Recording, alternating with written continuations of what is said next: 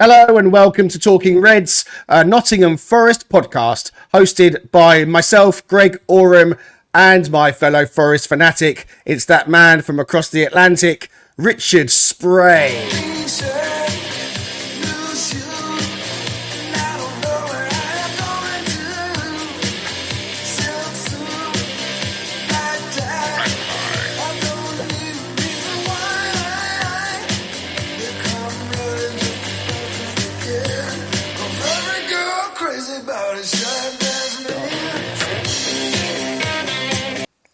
In homage to your last appearance, Richard, when you were dressed for work, ready to go and looking extremely sharp, you could only be the sharp-dressed man. How are you doing this morning?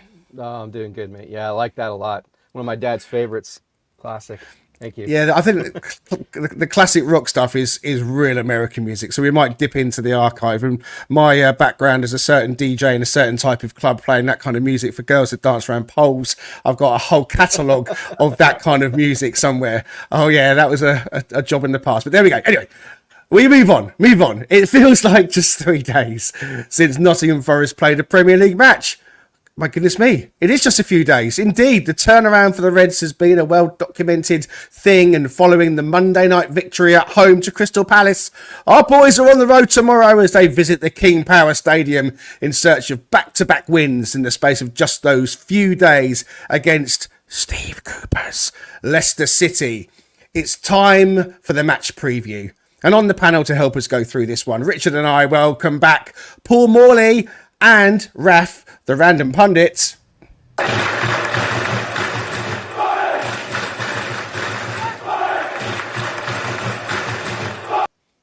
Morning, gents. How you doing, Paul? Good, thank you. Good. I enjoyed Richard's music introduction. That was a quality piece of nostalgia there. I've also enjoyed obviously the U Reds as well. But yeah, I'm doing good, thank you. Still on a decent high after Monday, and very much looking forward to tomorrow. Excellent. Raf, how are you doing this morning, son? On a super buzz still from Monday. Totally sleep deprived with 1 hour's sleep, but doesn't involve kids at all and doesn't involve a good time with alcohol or anything else as well either. So sadly, just muddling through. But Monday's still fueling me this week. Yeah, for those interested, Raf, bless him, has had no sleep, been up fixing a problem of leaks in his building and making sure plumbers were called and all that kind of stuff. It's a real thing out there, folks. Okay, enough of that. Let's crack on with the episode. Don't forget to join in, please, with us in the chat. Drop your comments. If you don't say hi, then we don't know you're here, and we do want to give you a shout out if we can. And of course, maybe you're listening to this later, out walking the dog with your headphones on. Maybe you're lying back in a nice hot bath with some nice aromatic candles in the room, listening to the dulcet tones of the Talking Reds chatting about the match. Maybe it's something similar to that. But if you are catching it later on Apple or Spotify, or indeed on the YouTube playback, thank you very much for joining us as well. Today's quiz question, here it comes. Where did the club play their first league games? So their first league games. Have a think about it. I'll get it up on the banner in a moment. Where did the club play their first league games? I'll give that answer at the end. Please do also remember that hitting like and subscribe helps us out massively. Thank you so much for everyone that has done so. If you are a Spotifyer or an Apple podcaster, why don't you go and leave us a nice 5-star review? It would really help us a lot. All right. Quick recap from Monday night. It's just a few days ago. Paul, you said you're on a bit of a high. Just give us your brief thoughts on how Monday went for the Reds. I think it went to plan, didn't it? I think we've actually played better than that this season and not won. I don't think we necessarily played badly. I'm just thinking of the home games. I thought the Wolves' performance was probably our best home performance, although we didn't win that game. But I guess that's the sign of a good team, isn't it? You don't need to be firing on all cylinders if you can still win whilst you're maybe playing at 80% rather than 90, 100%. Then that's a sign of a good team. I thought the best. The main observation was that the spine of the team were really strong. Sells had a great game. Milenkovic at the back. Dominguez, I thought, was fantastic in the middle. And Anderson, obviously, we saw what quality he had. And then obviously Wood. So I think that was what got us through the game. And the most pleasing part, I think, was after we scored. We probably played better after we scored than up to the point we scored. I think we really didn't give them a sniff after we went ahead, and that was really pleasing. Possibly disappointing from a Palace perspective if you're looking at it from their eyes, but yeah, I thought we managed the game well and deservedly won, and yeah, as I say, pretty much went to plan. What about you, Raf? How are you feeling after Monday night? I'm feeling a lot more relaxed, and before the game, I was kind of chatting and explaining that I was actually really nervous before the game. I really take Paul's point that if we're going to progress as a team, as much as Nuno bashes on about, it's about the individual performance. I'm actually thinking it's about getting the result. That's what the best teams do. You don't necessarily have the best day, but you come away with the 3 points. And Palace, for me, I was so nervous. It was such a sliding doors game. We'd had so much promise early in the season, but not had the home form. And it was feeling like, could we actually be a top half side? And that Palace game to me beforehand was, if we win, I can actually start believing. And if we don't, then it's just Forest all over again. And actually, we've got some hoodoo at home that we need to fix. So I was actually really nervous. But weirdly, the assuredness of the defence and defending from the front, and there's a stat that comes along with it which proves it. In the last 15 minutes, I wasn't actually nervous at all. It was such an odd feeling. And so I was really, really pleased. Yeah, as Paul says, not our best game through and through, wasn't explosive, but it was so professional and job done. Fantastic. So the turnaround is a quick one, Richard. We're going to the King Power Stadium tomorrow night. How are you feeling in general about the game ahead? A couple of things. Firstly, we haven't won away against Leicester, I think, since 1995. So that's not, we're trying to buck these trends, as we did with Anfield. So hopefully that's what happens in this match.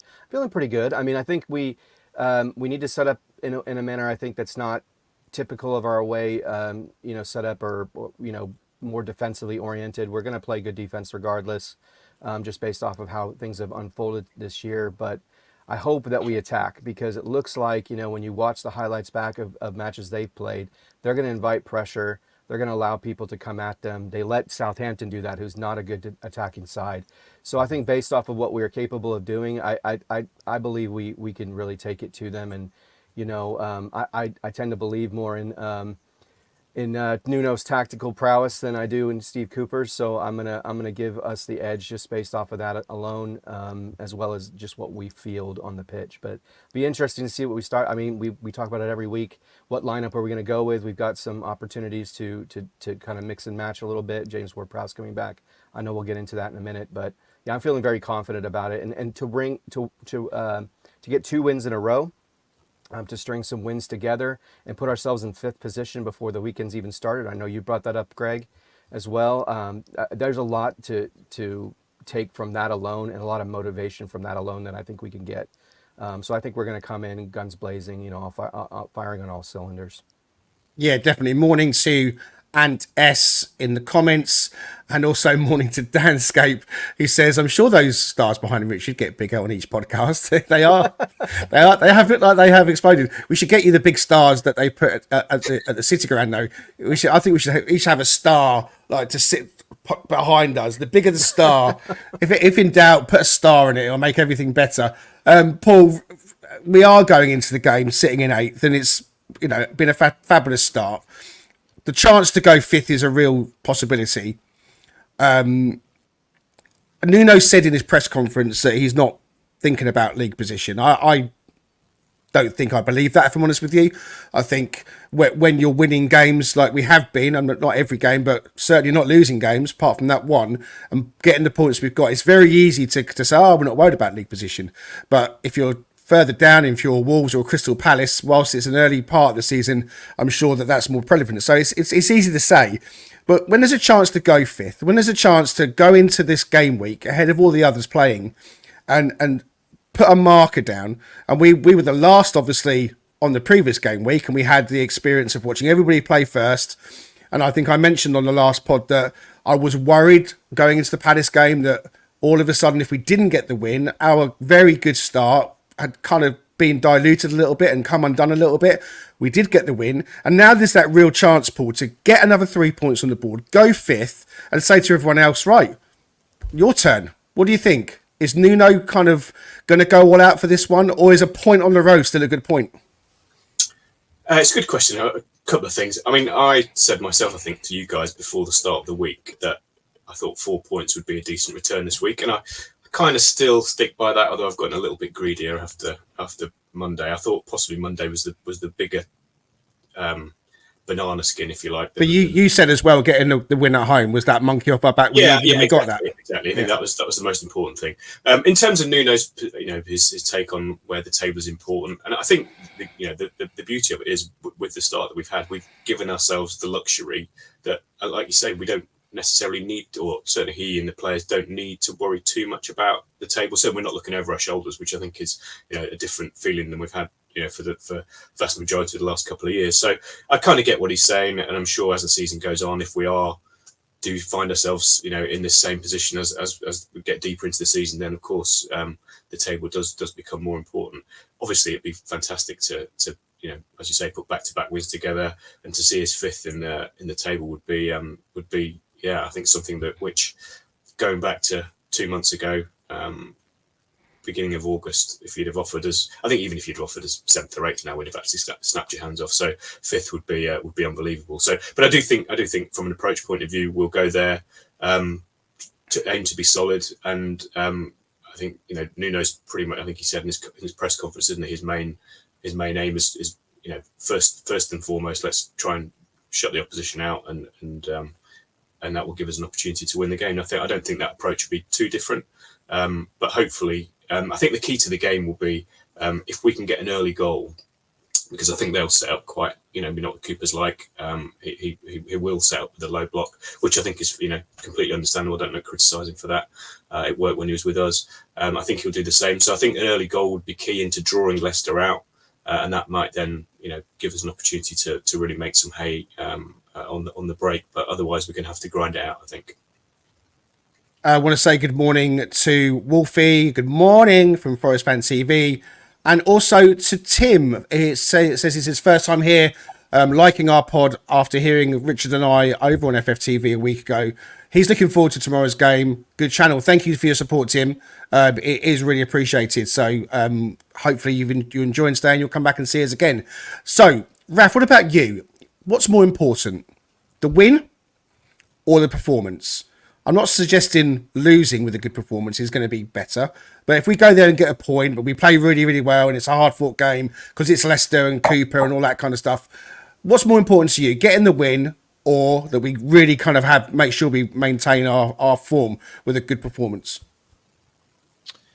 I'll take the 3 points over a performance every day of the week, only just because I think it helps the dressing room, it helps confidence. We've got a set of players, especially up top, that are quite confidence players. Callum is, Alanga is, Morgan seems to puff his chest out, and his passes seem to connect more when he's on confidence and he's got the swagger. And so I think it helps the team and it helps our goal productivity generally, and it will come. If the performances aren't there, if we keep winning, it will come. Whereas if you can have great performances but not win, look at Wolves. They come out of every game having played pretty well and picking up absolutely nothing from it. And do you want a dressing room like that? No, you don't. So for me, it's about the 3 points, definitely. Yeah, I think I agree. You always want the 3 points. Being greedy, we want to play well and we want to get the 3 points as well. Richard, you look out of place. Greg, Paul and Raf have cracking beards. When are you going to grow yours? I think after that intro music that we're all going to have to now grow ZZ top beards. So that's going to be the rule. If you're coming on Talking Reds, you need to have a ZZ top beard, a pair of cool shades and a cowboy hat. Anyway, moving on. Richard, thinking about us so far this season, and you and I were talking off air, everyone knows that we've really tightened up our defence, or our defence, as you like to say. Okay, so here comes the table on the screen for everybody watching. I put up the league table. There it is in all its glory. Nottingham Forest sitting 8th. We've scored 8 goals this season and we've conceded 6, which gives us, of course, the +2, but that's a great position to be in. But we need to inspect that a little bit deeper, I think, Richard. When we look at Spurs, who are also on 13 points. They've scored 18 goals and they've only conceded 9, which 9 is still a pretty meagre defence as well, isn't it? Further up, you see all the top 7, top 6 outscoring us. Newcastle, the only team in and around us that have got the same. Even below us, you got Fulham and Bournemouth and Brentford and Leicester even, and West Ham. I mean, Man United have only scored 7, so you know they're slightly below us, but we're amongst the lowest scorers in the division. How sustainable is that going to be going forwards, and especially for tomorrow night? How sustainable is it that we are going to pull out 1-0 wins all the time? We need to start scoring more goals, don't we? Oh, 100%, yeah. And I think the concern that I mentioned last time on our last episode was the problem is that the goals are only coming from one individual.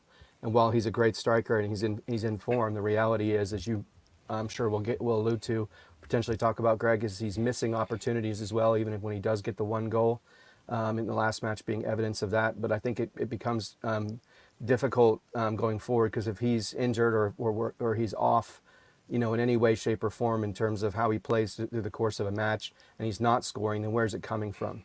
And I think that's the worry I have right now. And you know, I think we're creating opportunities. We're getting a lot of shots off. I think we're one of the top teams in the Premier League in terms of the number of shots on target.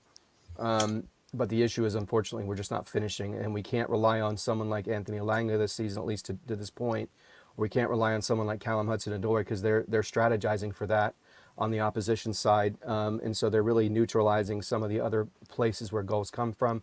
We don't have Morgan Gibbs-White, even though he doesn't score a lot of goals, but he does create a lot of opportunities with assists, so he's not on the pitch. So that's where, you know, potentially, I know we'll talk about lineups, maybe a James Ward-Prowse coming in, who gives you a little bit of edge on a set piece. You've got a Milenkovic, you've got someone like Wood in the box as well, and hopefully you can get a cheap goal off of a set piece to kind of enhance that a little bit. But I'm in complete agreement with you, Greg. At some point, what you hope doesn't happen is teams start to figure out how to break us down, and then if they do that, then where's the attack and where's the goal is going to come from? And that's there's definitely a major worry.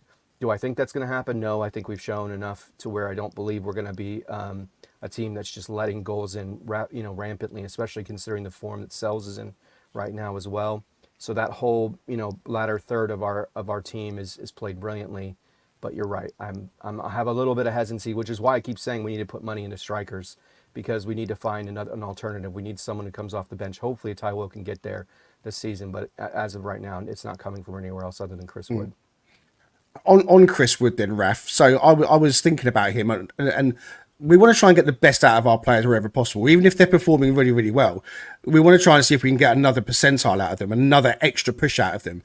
And analysing Chris in a bit more detail, his turnaround is complete. His form is there for all to see.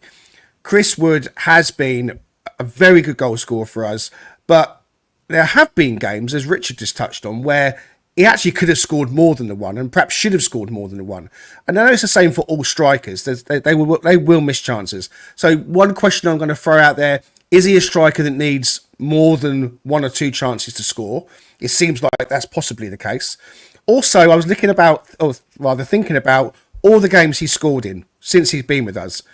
He's scored, in my memory, and correct me in the comments, or you guys as well if I'm wrong, but in my memory, he's only scored more than 1 goal in 3 games. The hat-trick against Newcastle, the home game against Luton last season, he got both goals in the 2-2 draw. And I think the last game of the season away at Burnley, he scored that goal, that Elanga cross, and then the Yates shot that he kind of deflected in. So he scored 2 in that game. But if memory serves, in every other game, he's just got a single goal. Now, I don't say that with any negativity. Just scoring is still great. And in this season's set of fixtures, Bournemouth, Wolves, Brighton, Chelsea, we scored first. It was Chris Wood that scored the goal, but we ended up getting pulled back. So he's done his job by scoring the goal. The team have done their job by going ahead, but we still got plugged back until the Palace game, when we scored that first goal and we managed to maintain the 3 points. So I guess what I'm trying to say, Raf, in all of that is Chris Wood has scored some great goals. Against Palace, he could have had a hat-trick. Against Luton last season, he could have had 5. Are we expecting too much, or am I expecting too much for him to be scoring more than 1 goal a game? So, there's a lot in there, and I'll try and unpack it a bit. before we get there, I would just like to, as if he's like my mate or something, congratulate Chris Wood on the expected child that he has, which is absolutely wonderful, wonderful news. I'll make sure I tell him when I see him next. Absolutely brilliant. I do think though that in itself brings a bit of jeopardy, because that has its own demands in the household. And I'm sure he's a professional footballer and he won't let it interfere. But it also brings its upside. He has to be a pretty happy chappy, and a happy chappy usually plays better. I don't think Chris Wood is so far off it compared to when he's always been churning goals for us, to be honest, since he's come. But when he was over last season chart topping, he was hitting in a goal every 3 shots. He was about 0.33 in terms of goal output shot ratio. He's only down at 0.27, so it's slightly better than 1 in 4 shots end up being a goal. But again, when we have a premium on chances being created, that does become an issue. What I would say is that maybe it feels worse because the types of chances that we're creating for Wood might be, in the world of XG, slightly better and gilt-edged, and some of them aren't getting scored. But I'm not at panic stations yet with him. I do think that I'm not expecting too much more from him. I'm expecting the supporting cast to come on slightly better to do that level of support. We had goals from Callum Hudson-Odoi, we had goals from Elanga. I don't think it's fair to put greater stress on Chris Wood when he's, the goal rate that he's got of scoring better than a goal a game at the moment. You can't really ask too much more from him. There's the crazy stats since Nuno's got here. Mm-hmm. Only, Haaland and Palmer have scored more goals since Nuno's arrival than Chris Wood. We can't ask more from him than really that. And it's about everyone else stepping up. And it's interesting if we have a look at where the rest of all of that is coming from. I think that's a great point. I think throwing this kind of bit of conversation on you guys, and you being able to pull those stats out on hand is a great thing, Raf. It's one of the reasons why we have you on. You can have these stats to hand just to kind of put some context into the Chris Wood conversation, because yes, he has been fantastic for us. I mean, I struggle, if I'm honest with you, to have more fond thoughts for a player at the moment. Obviously, Jota Silva aside, and Nico Dominguez, and maybe Milenkovic, but obviously, it goes without saying. But Chris Wood is just absolutely producing, isn't he, Paul? So where are you on this then? Should we really be looking at the rest of the supporting cast, as Raf calls them, and getting them firing? Because apart from Chris Wood this season, we've had a goal from Morgan. He's not played in a couple of the games, obviously. We've had a goal from Callum, which was the goal of the season so far because it was at Anfield, and we had that late equaliser from Ramon Sosa at Brighton. Chris was delivering, but should we be looking at the others to get chipping in? Yeah, I think so. That's where we've got to be. I don't say critical is the wrong word, but that's definitely an area for improvement. Is we need goals from other areas of the team. Chris Wood for me is doing his job. 5 in 8 games. I think, like you say, can't really ask too much more than that. And even though, like you say, he might not be converting every chance, as a striker, what you want to make sure is you're getting in positions and you're giving yourself a chance. And if you do that often enough, as he's doing, you'll get ones where you end up finishing and the ball goes in the net. So I've got no criticism of Chris Wood whatsoever. I think in terms of goals from other areas of the team, obviously that's the ideal solution. I guess it's a question of how we set up and whether we get enough players arriving in the box to be in the positions that Chris Wood's getting himself in, and that's the biggest challenge. And I guess there's always a bit of a trade-off when you're making yourself so compact, particularly as we have done in the away games, which we've set up pretty much to nick a 1-0 win in most of those games. And obviously with Brighton end up being 2-2, but we've that's the approach has been keep ourselves solid, nick ourselves a goal and see out the game. And whatever that's the sort of mentality, you're not going to have tons of players from different positions arriving in the box and getting on the end of chances. So I guess we just need to be a little bit mindful of that. That there is a trade-off if we're going to be so solid at the back that perhaps we're going to be less threatening or have less numbers threatening the opposition box. But it's worked well so far. I think, like I say, tomorrow could be really intriguing game. I think Danscape put in the comments, both teams are sort of low possession teams, so somebody's going to have to take the initiative, and hopefully it's us.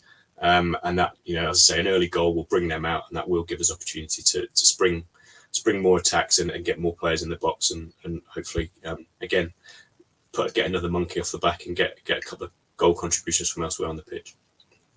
Indeed, Danscape also talks. Danscape's picture, is that him on gap year or something? Danscape says, yeah, he looks like he's at the top of Mount Snowdon or even Everest, perhaps. He says, I don't think Nuno cares and quite likes 1-0 wins. That was definitely his style at Wolves and got to 7th place. Indeed, 1-0 to the Forest. It didn't do Arsenal too bad back in the day. Good morning to Anna Hewson. How you doing, Anna? She says, I hope I'm there to see Elliot Anderson's first goal in a Forest shirt. She says also that the feeling in the ground on Monday when he got the ball, well, the excitement was palpable. Well, indeed, Anna, you bring us on to a good point. Elliot Anderson, we spoke about him in great detail after the Palace game.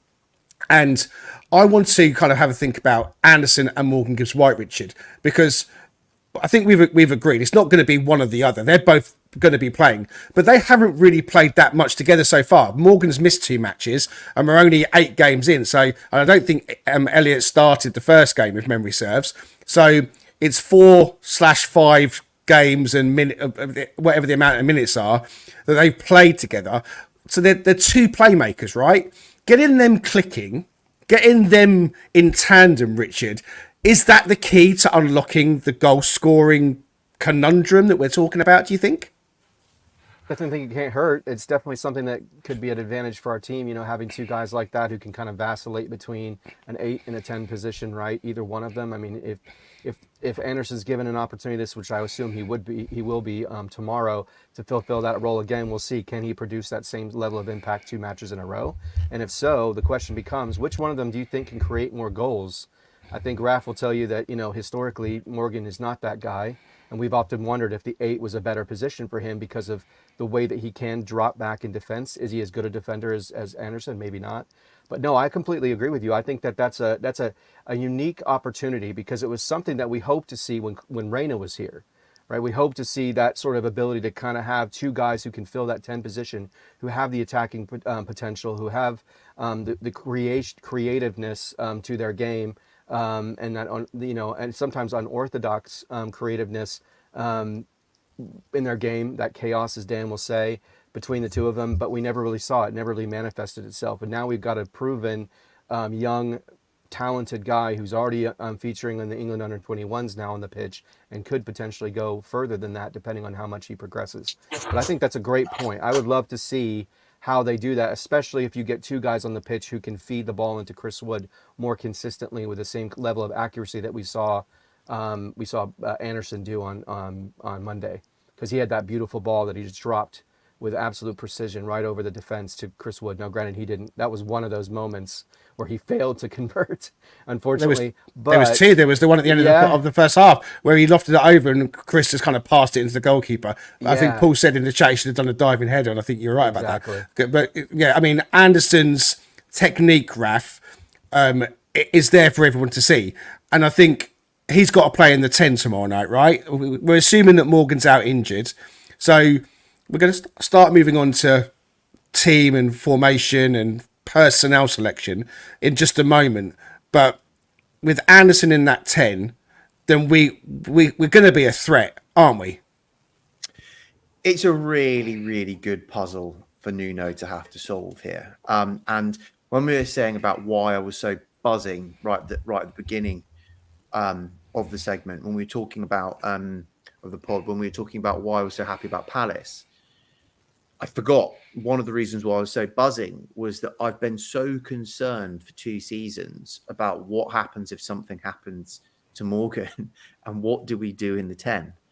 And for the first time, with the exception of maybe Reina when he was here, but that was never really proven, do we have a solution of who can be in the 10? We're still TBC on my second favorite person, Jota. Aina is still my favorite person. But we now really know that Anderson can play it, which is really good. For me, it's Leicester away. person for person, with the possible of exception of Buonanotte and Elanga on their current form being matched up as like for like, I think we are to a man better than Leicester, and we play the same formation. So for me, I don't think this is a game where we risk Morgan Gibbs-White and his recovery arc. It just doesn't seem like he should start. Why do it? There's a whole season that we're really going to need him for, and Anderson can do it. Anderson didn't play the whole 100 minutes. He did get a whack. I think he kicked himself, but he had a massive whack to the foot, and he got taken off straight away. But I think it was tactical. I don't think there's anything wrong with his foot. I cross fingers there's nothing wrong with his foot, and he can start. But that's why I would start him in the 10. It's a really punchy conversation that we have to have when Morgan is fully fit to go, does Anderson or Morgan start in the 10? And I think Morgan still does it, just because Anderson's tackling statistics are the best in the current fit side. And so I think he's even more valuable being Jordi Maradona, winning the ball and then dribbling with it from the 8. Being Jordi Zidane. One thing we've said time and time again on Talking Reds is that the community that a podcast allows is unfathomable, because we've got people listening in Australia, in America, and Tim talks about these podcasts, he says, being really important to him. He lives in Spain and he relies on us guys to keep him informed. And he says, hey, for an American, Richard, you seem well informed about football. Well, well, let me tell you, Tim, that Richard is a Brit living in America, but we know he knows his stuff. He knows his onions. Don't worry. He says we'll definitely be watching the podcast in the future. He goes on to say that James Ward-Prowse should be getting into the team. He doesn't want to risk Morgan Gibbs-White as well. So Ward-Prowse is back after suspension, Paul.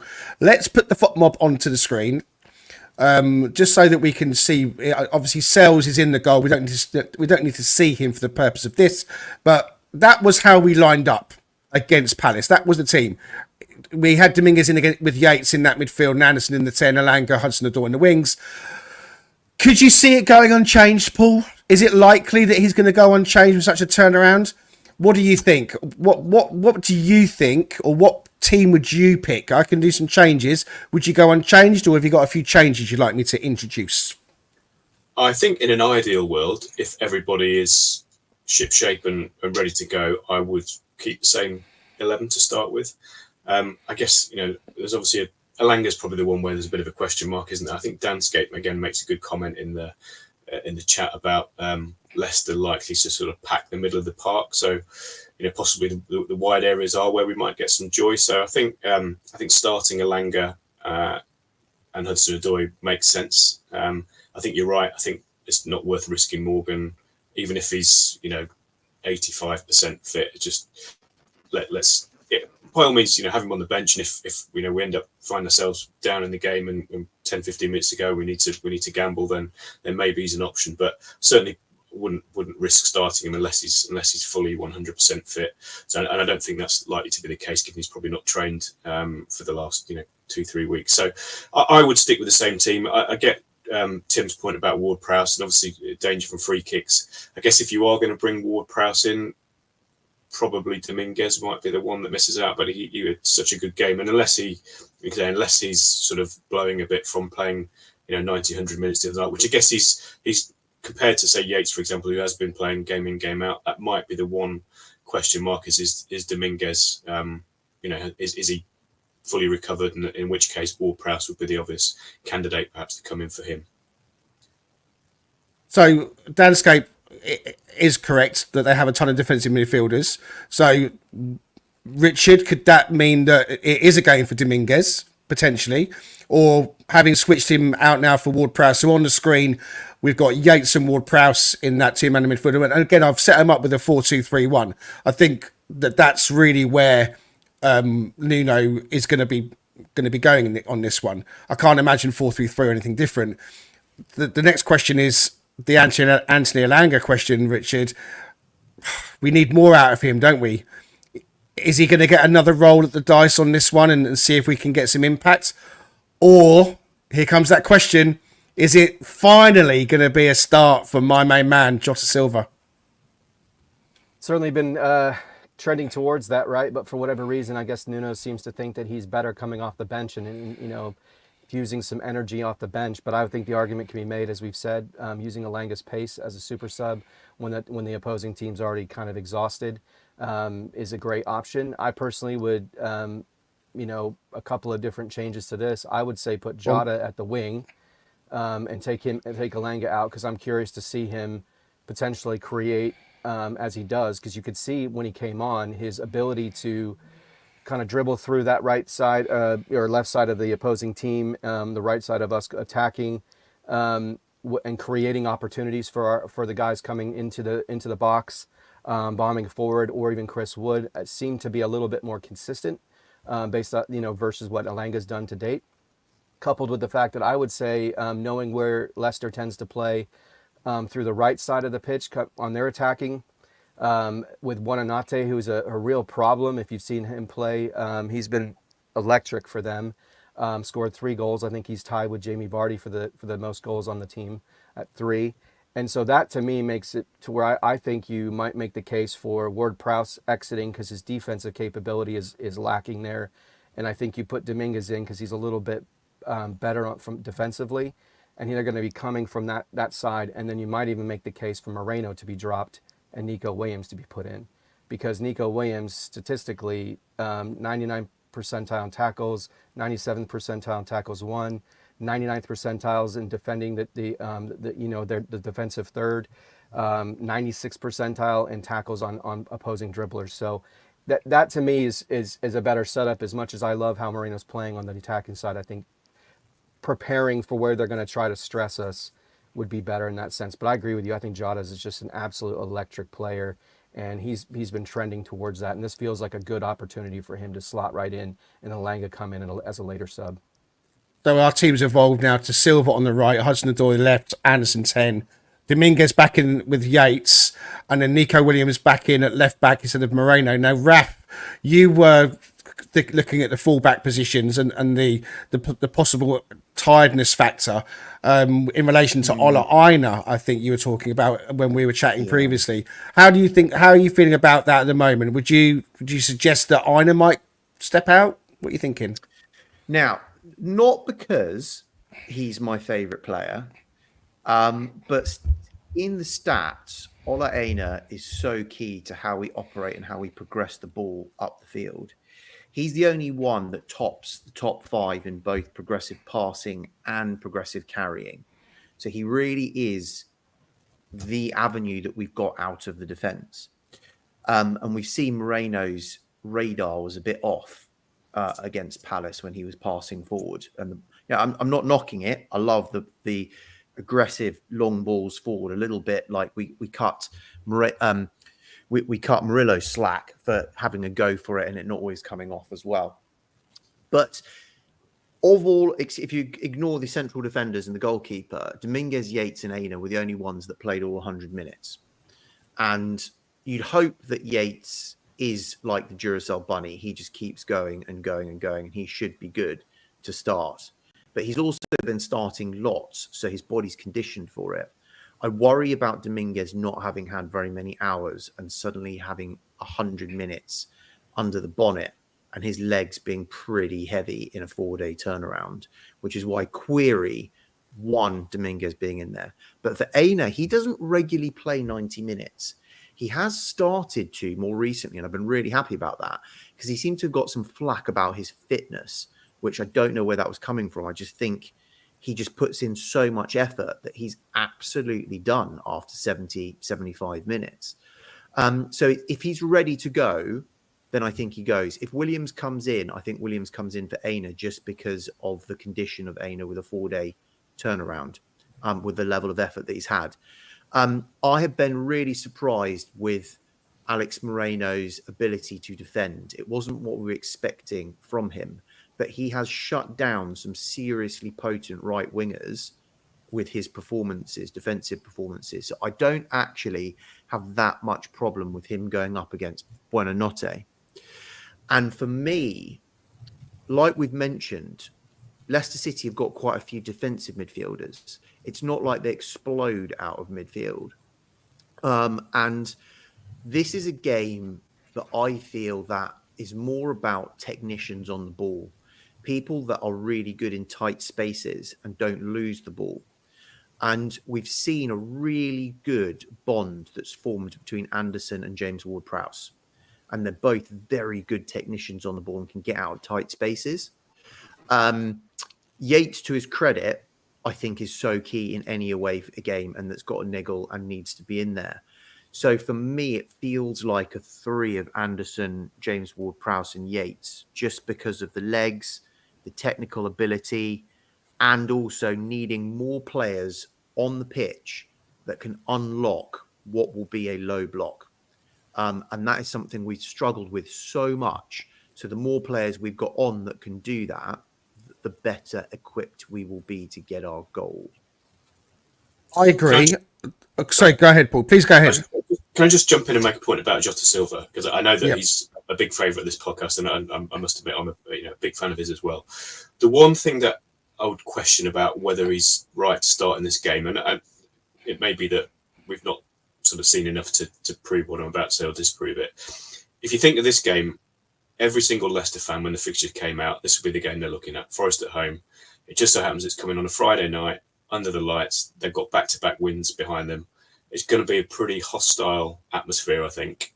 And by one question about Jota, from what I've seen, is his temperament a little bit questionable. He's a bit of a fiery character.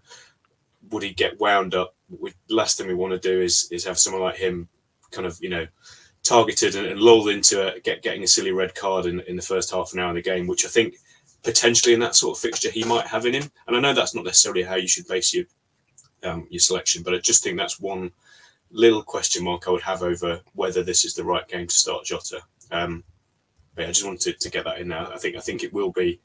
It's going to be, as Dan said, a game for cool heads, perhaps, which might be why I'd stick Jota on the bench to start. Yeah, listen, my view is that I don't think Jota Silva will start. As much as I want him to, and others might want him to, I don't think he's going to start. I think it will be Anthony Elanga that starts. I just think that a home match is more likely for a start for him. I think the attributes that he brings will be very important in the second half, because he is the kind of player that will really jazz things up. And he is going to win us more than one penalty, I think, this season as well. The way that he turns with the ball, the way that he moves with the ball. Don't forget, Leicester will be playing that low block. So we're going to be putting them under pressure and hopefully playing on the edge of their 18-yard box a lot. And him weaving in and doing his turns and tricks that he can do, I think he's going to get caught. Maybe not tomorrow, but at some point. So his attributes, I think, will come into play later on. In terms of the fullbacks, I kind of feel that Aina was getting switched out more tactically than anything else, rather than fitness. It may have been an element of fitness or fatigue coming into his play, because he does work hard. And Nico was coming off the bench at certain points to switch in for him, but lately he's been coming in to switch for Alex Moreno and in fact going straight into left back. And Nico's versatility as a left-sided player as well is really useful. He plays there for Wales. We know that he can also play in a forward position. And Nico's strength off the bench has been really evident, because we have chosen to go to a back three in games with Morato coming on and Nico coming on as well around the same kind of time. He's pulled us up the pitch into the opposition's half. So we haven't been playing with a back three and sitting in a low block per se ourselves. We still look to be on the front foot. So kind of feel that Nuno is utilising his bench rather well. His personnel is coming in and affecting the game. We talked about Morato and the fact that since he's come onto the pitch in games, we haven't conceded the goal. So that does seem a sensible, tried and tested way of closing games out. So we'll see if that happens again tomorrow night. And of course, the question is, Richard, right back to where we started this conversation. Let's just throw this in there. We don't expect Morgan to play. And in fact, going into Palace, a lot of us were thinking, I think he might play. But of course, then the suspension came. But now it's a few days later and he's a few days fitter. What do you reckon? Is there a chance that we see that and we see Gibbs-White back and we see him in the 10 and Anderson then reverts back into that 8? I think Yates has to play, especially in a game against Leicester away. Raf's spot on with what he said about his attributes for that. Or could it be that Alanga drops out and in fact we do have James Ward-Prowse still playing and Anderson's perhaps playing more like that? So it kind of comes back to that question again, Richard, of if Gibbs-White is fit to play, why wouldn't we play him? Well, I mean, that's the question, right? I don't know what the percentage is at this point. If as the guys have said, if that's not anywhere north of 90%, I just don't think it's worth the risk, because then you potentially sabotage the remainder of your fixtures, just trying to fit him in and get him on the pitch. And if he is close to that or anywhere around that, I don't. You never want to say no to a guy like that who's now playing for England, or at least has gotten the opportunity to be called up for England. So, and the way that he operates and the way that we've relied on him so heavily in the past clearly dictates that he needs to be on the pitch. He needs to be providing that sort of guidance and then that movement and that attacking that we need, and the way that he provides assists and creates opportunities for our team. But I wouldn't want to risk it.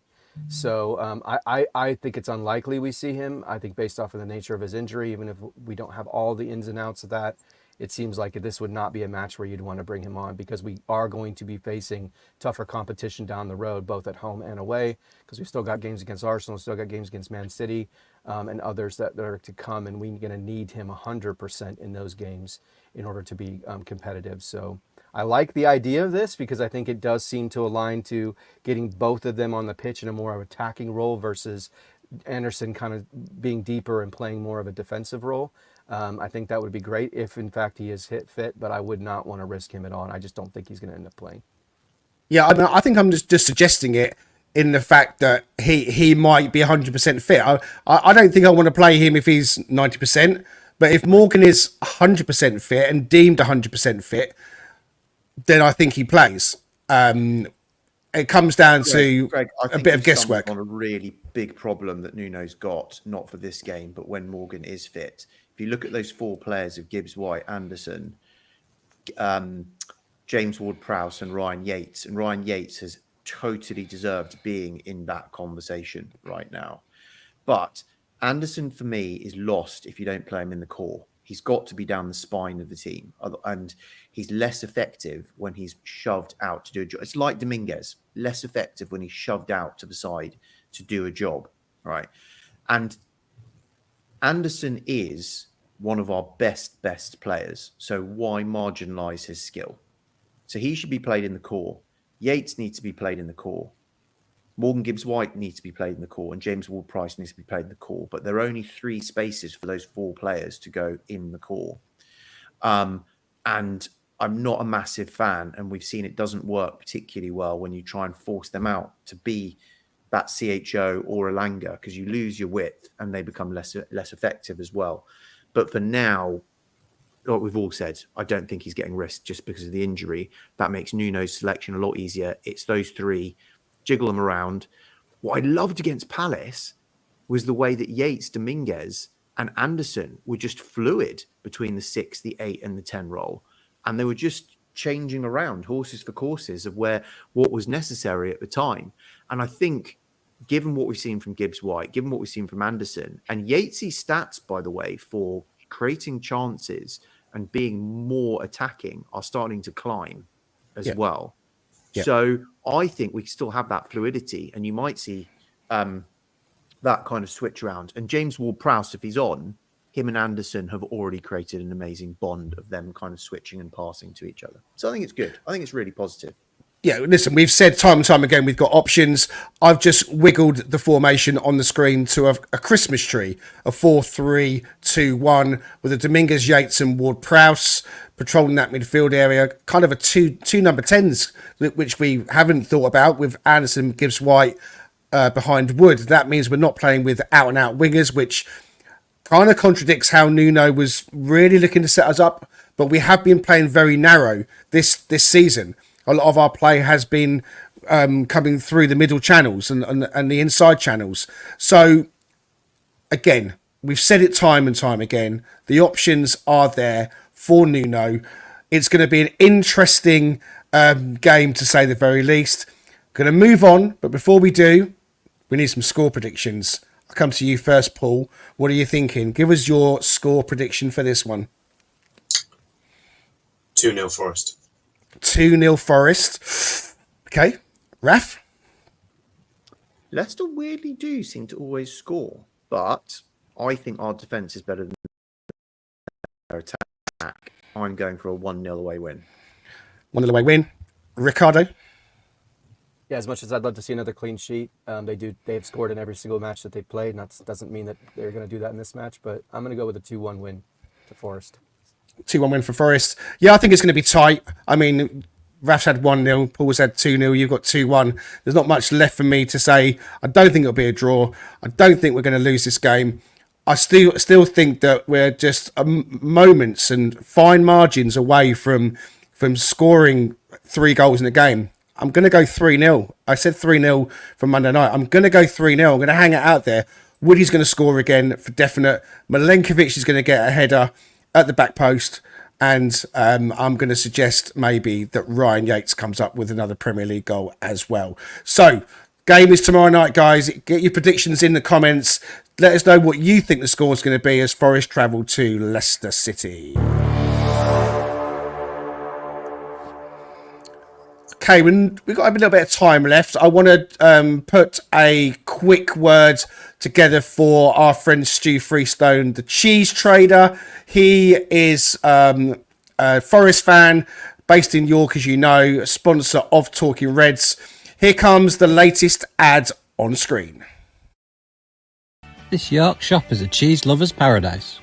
The cheese trader is home to an array of fine British cheeses. Not only selling it, but offering an epic cheesy street food menu too.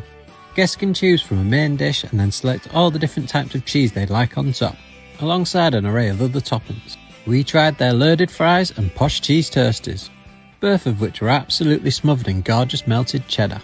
We even chose a whole camembert to top our fries, which was so tasty, like a cheesy salt and pepper dish. The posh cheese on toast was some of the best toast we've ever had, with so many amazing flavours to it that perfectly paired with the cheese, tucked away just off Grape Lane. This is the perfect spot for a great lunch.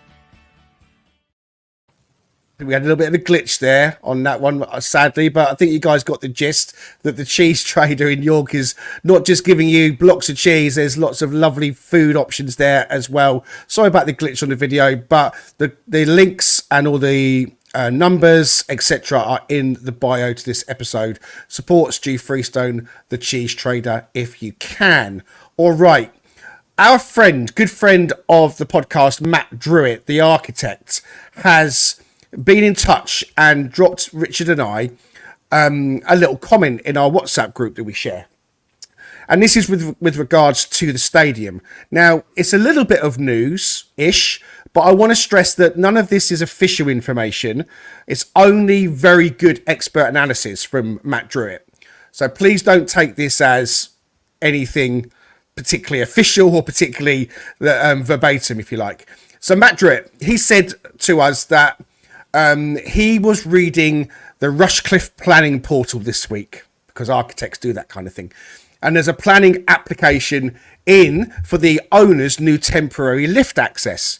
So there's the application in, and he says that within that application, there is a comment that says, the development is only required for a temporary period, more particularly to tie in with the end of the 25-26 season and the wider works on the aforementioned redevelopment of the Peter Taylor main stand.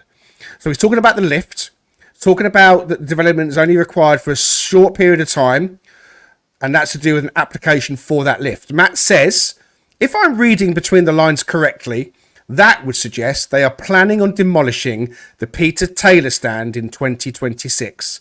He says, I wonder if that means they are planning on extending the Bridgeford stand beforehand, in order to accommodate the fans currently in the Peter Taylor stand, temporarily while the new stand is built. He says that leaves 21 months from now until the 2026 season starts, and to get a fresh application in for the Bridgeford stand. Buy houses, consult, and get it on site. It's incredibly ambitious, but possible. Right, so just to kind of dissect all of that, he's basically saying that with the way that the applications are going in, with the fact that they're only suggesting that the lift application, the planning for that, we only need it temporarily because basically that lift isn't going to be there when we take down the stand. And they're looking at the end of the 25-26 season. So it makes sense, doesn't it, Richard, that they want to get things moving. There's been all this talk in the press, Toten, the sites, the redevelopment.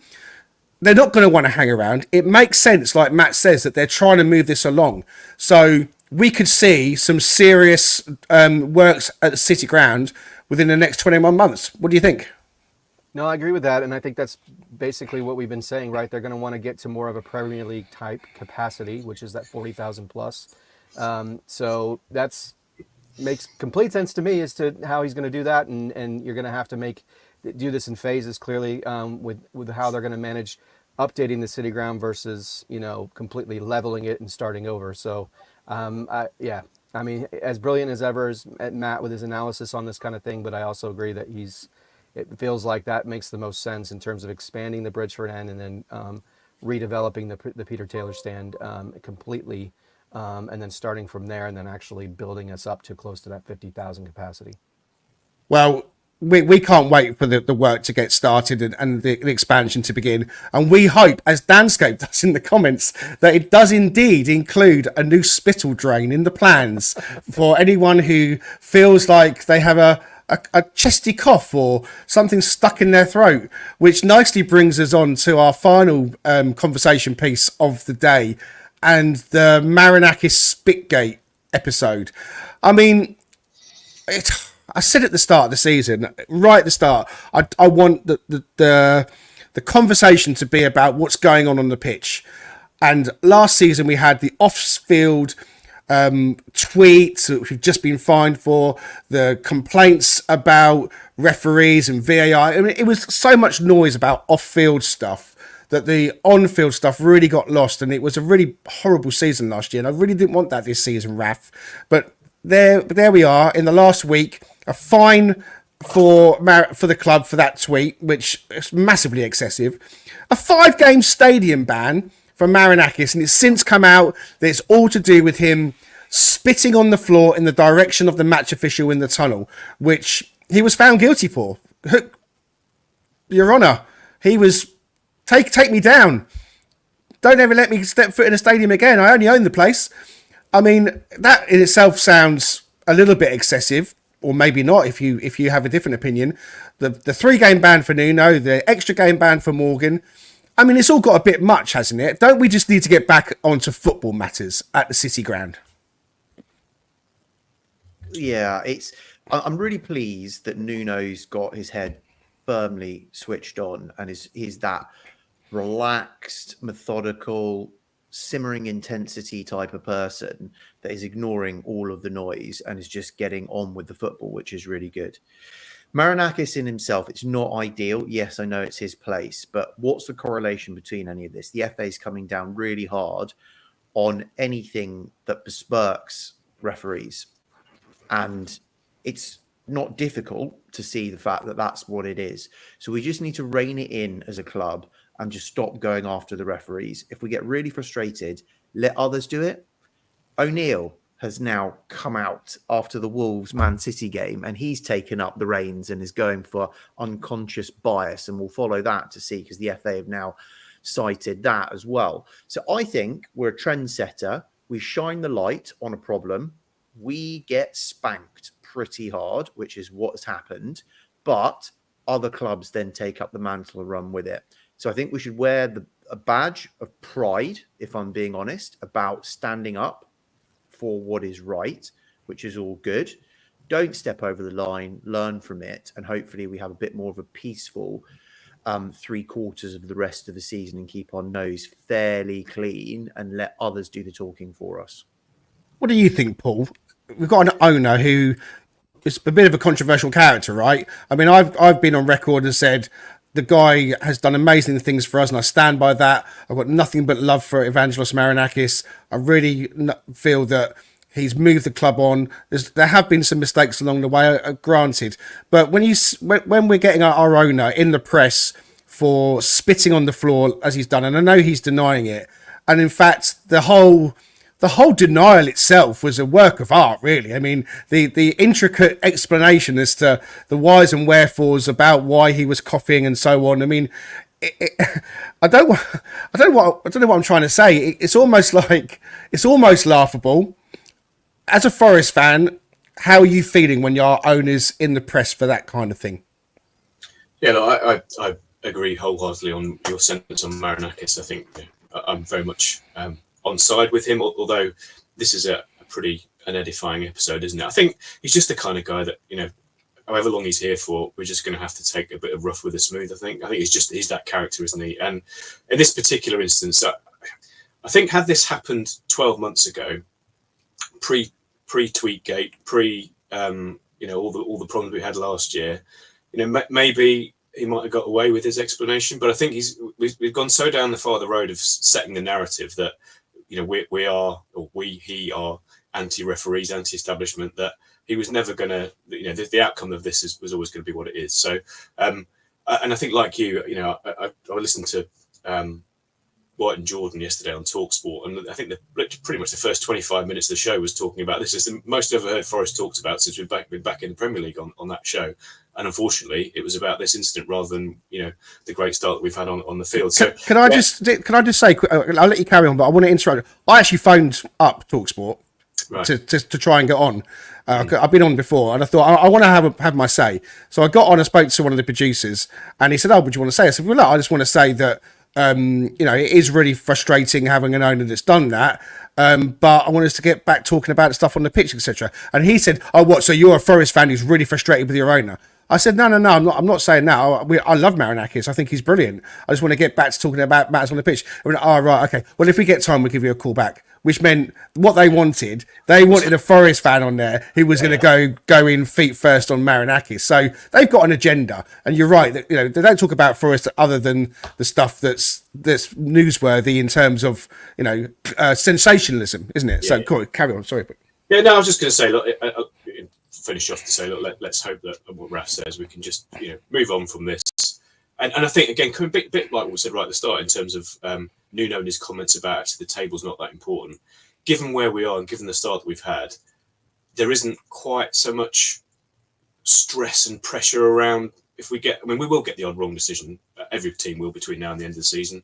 But I think we're in a position now where the impact of it will be much less significant than perhaps we felt at the time after the Everton game. And you're staring possible relegation down the face, and you're looking over your shoulder. So hopefully the context of where we are will mean that as and when the controversial incidents come, because inevitably there will be, we are in a better position to just absorb it, raise any concerns through the proper channels, and move on. Hopefully that's how the rest of the season plays out in that regard. What about you, Richard? It's a bit unedifying, isn't it, when your owner's getting done for spitting? I mean, spitting is in our culture in Great Britain, and they were talking about it on TalkSport. Some people were saying, I'd rather be punched in the face than be spat at, or I'd rather be this than spat at. It's like spitting is the lowest of the low. And it's like when Suarez got done for biting. Oh, no, you can't bite. Biting is the worst thing ever. And it's not great. And spitting it's horrible. It's the lowest form of respect, perhaps. How do you view it as a chap who lives over in America? I mean, what's it like in America? If someone spits near you or spits around you or spits at you, is it taken in exactly the same way, or is it any different? Oh, it's absolutely taken in the same way. I can't tell you how many times I've watched baseball games, right? And a manager comes out of the dugout because he didn't like the call, right? So you look at the extremity of you look at that in context, and you look at this in context, and you're going, okay, I'm not justifying what he did, right? Because like Raf said, and I tell my staff this all the time, as one who leads people, you got to be able to mitigate the manufactured stress, right? You know there's inherent stress and everything that's going to happen. Football is no exception to that. Now you've got this manufactured stress that we're creating while we're playing well, right? That's the point. You don't want to take away from the product on the pitch for these kinds of things. But I've seen baseball managers come out just from a bad call. Maybe, well, let me check myself there. Maybe there's been a succession of bad calls, but in one game, and they come out and they spit on an umpire, they're tossed immediately, right? So the severity and what ends up happening, as we've seen with Marinakis and like Raf alluded to, they're setting precedents with how they're managing the punishment based off of what the actions are that we're taking, right? And so, yeah, it's no different. It's definitely a disrespect moment. It's basically saying, like, I have zero belief that who you are and what you do is worth my time and has no value because you're so inept. And I'm going to show you exactly how I feel by spitting at you, right? And that's how I've seen that happen in American football games with player on player. I've never seen it happen where they actually spit on a ref. That would be interesting. But yeah, it definitely has the same connotation.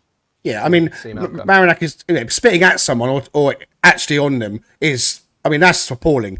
Right. Making the spitting action on the floor near someone, he's giving himself room for manoeuvre. He's trying to, get out of it. And based on the movies, like Danscape says, I thought cowboys were always going around spinning that there tobacco. Yeehaw! Yeah, but they do it in spittoons, not or on the ground, the dirt. One final thing. Lots of commentators and pundits have had plenty to say about Spitgate, but the one person who I have been waiting to come out with something that hasn't said anything, and probably the right thing to do is Jamie Carragher, because that is one guy who really cannot say nothing when it comes to Marinakis and Spitgate. So he's keeping his mouth shut on this one, and probably wisely so. Okay, that brings us to the end of this particular episode. I want to say to you, thank you very much for watching along. The answer to today's quiz question: where did the club play their first league games? The answer, anyone on the panel? The obvious answer is the Forest Recreation Ground, but I'm not sure that's the case. No, we played at the Forest Recreation Ground as our first ground, but the league, when we joined the league, our first games were played at the Town Ground. So the Town Ground is the answer to today's Forest quiz question. Please don't forget to go and catch the one with Gary Cumberland. We did that last week. He's the guy that come up with the a fantastic website, thecityground.com, and it's thanks to you, Paul, that we found him, and it was you that said, I found this website, go and check it out, maybe he'd make a good guest. And we followed that line, and he was a great guest. So Paul, thank you very much for that. I really appreciated. Gary's a great guy. Check out thecityground.com. His website is full of all the Forest information you'd ever want to see. Okay, we're looking forward to tomorrow night. Thanks ever so much, gents, for joining us. Richard Spray over in Oklahoma. Thank you, sir. Thank you, guys. Have a good day. Raf the Random Pundit. Thank you. Thanks. Always an absolute pleasure being on. And Paul Morley, thank you very much to you, sir. Thank you. I know we're over time. Can I just indulge in a bit of a really memorable moment from Forest v Leicester historically? Of course. Which is one of my most favourite moments supporting Forest. And it was, I was just looking it up, it was 26th of October, so almost 22 years ago. And it was a home game in the Paul Hart season when we finished third in the league. I think Leicester went up that year. And it was around this time that, it was this sort of time of the season, we were just putting a run together. Leicester at home. I was in the Brian Clough upper, right at the edge next to the Bridgeford stand, about 3 or 4 rows from the front. And at that time, the away fans were sort of wrapped around the corner. So they had a bit of the Bridgeford stand and a bit of the Brian Clough lower. So we were basically right above them. And it was a really, really sort of feisty atmosphere. And Leicester scored after about 15 minutes, and there was a few Leicester fans had infiltrated the block which we were sitting in. So there's a bit of fisticuffs, a few people got thrown out. So it was that sort of set the tone for the rest of the game. I think they were 2-0 up at half time, and then David Johnson scored a penalty with about 20 minutes to go. And back in those days, you could only get really sort of 2 or 3 minutes injury time. Much more than that, you didn't really get. And anyway, we found ourselves 96 minutes. We had a corner at the Trent end. I think Gareth Williams swung it in. Someone headed it away, and I'm thinking, referee's going to blow his whistle. Anyway, we recycled the ball. Jim Brennan whipped over this cross from the left-hand side, and there was Jack Leicester, of all people, Leicester against Leicester, in the 96th minute, heading it in to make it 2-2, and the place went up. It was probably one of the most vociferous celebrations I've ever had as a Forest fan. And actually, there's a little subplot which made it even more memorable. Is that the night before that, I'd been out in Nottingham, and managed to sort of strike it lucky, and ended up at a flat of a young lady in West Bridgeford, and actually she was a Kiwi, as it happened. So Kiwis have been scoring in West Bridgeford for longer than we think before crucial. And anyway, so I sort of dusted myself down next morning on the way to the game. Got a text message from her saying, "Oh, nice to meet you. Hope you like your souvenir." I was like, "Souvenir? So what do you mean?" She said, "Check your coat pocket." So I checked my coat pocket, and she left me a little memento of a pair of red knickers in my coat pocket. So fast forward back to the game, in the 96th minute when we've equalised, given where I'm sitting, there's only one place that those were going. That was over the top onto the Leicester fans. So in the 96th minute, the team conceded an equaliser against his bitter rival, who's then got a pair of red knickers raining down on his head. So whoever he is, wherever he is, hopefully after a couple of days of quiet reflection, he looked back and saw the funny side of it. But yeah, so memorable weekend and memorable game for many reasons. Wow. Amazing. Wow, I wasn't quite expecting it to go there. Well, I think that Thanks ever so much. in keeping with your DJ story at the beginning with the... Wow, yeah. Well, yeah, I've got plenty of those kind of stories. Don't you worry about that. That was an epic end to this particular episode. We will be back with more tales of lace panties and the thongs and all the other things. It's not that kind of podcast. Richard's looking at me now thinking, Gregory, what are you doing? And no, we're going to go, keep it clean, keep it clean. Thank you very much for joining us. I don't know what's happening now. I really don't know. And like Danscope said, I didn't expect that ending. I think I've lost my train of thought. Join us next time. We'll be back on Saturday. In the morning on Saturday, it's potentially, hopefully, going to be the one with episode. We're waiting for our guest to confirm back. If it's not going to be the one with, it will be a preview. No, review. This is the preview. A review of the game against Leicester. But keep an eye on social media. I've completely lost it, guys. I'm going to end it there. Thanks for joining us. This is Talking Reds. We'll see you